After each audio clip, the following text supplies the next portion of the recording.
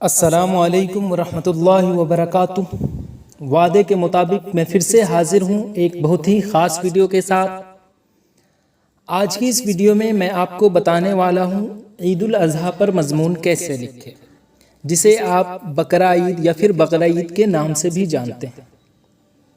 اس سے پہلے بھی ہم نے کئی عنوان پر ویڈیو پوسٹ کی ہے، اگر آپ نے اب تک نہیں دیکھا ہے تو ڈسکرپشن میں ہم نے لنک ڈال دی ہے، آپ وہاں سے جا کر ضرور دیکھیں۔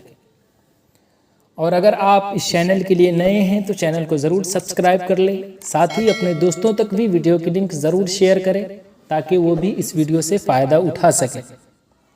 تو چلیے اب ہم بغیر وقت ضائع کیے ہوئے ویڈیو شروع کرتے ہیں۔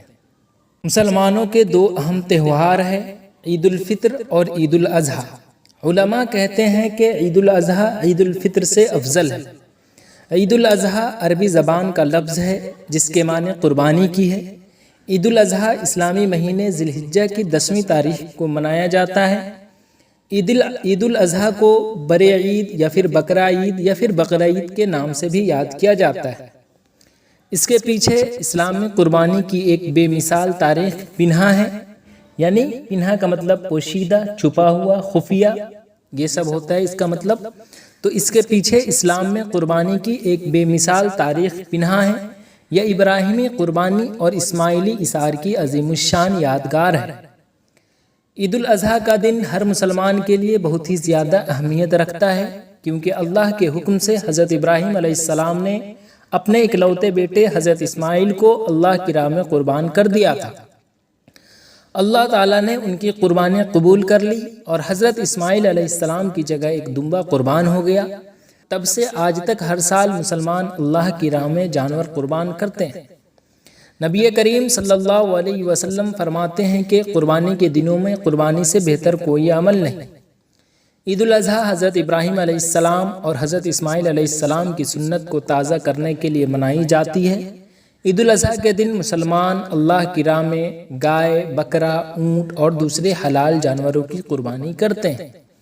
قربانی کے گوشت کو 3 حصوں میں تقسیم کیا جاتا ہے، ایک حصہ اپنے لیے، دوسرا حصہ رشتہ داروں کے لیے اور تیسرا حصہ مساکین کے لیے رکھا جاتا ہے۔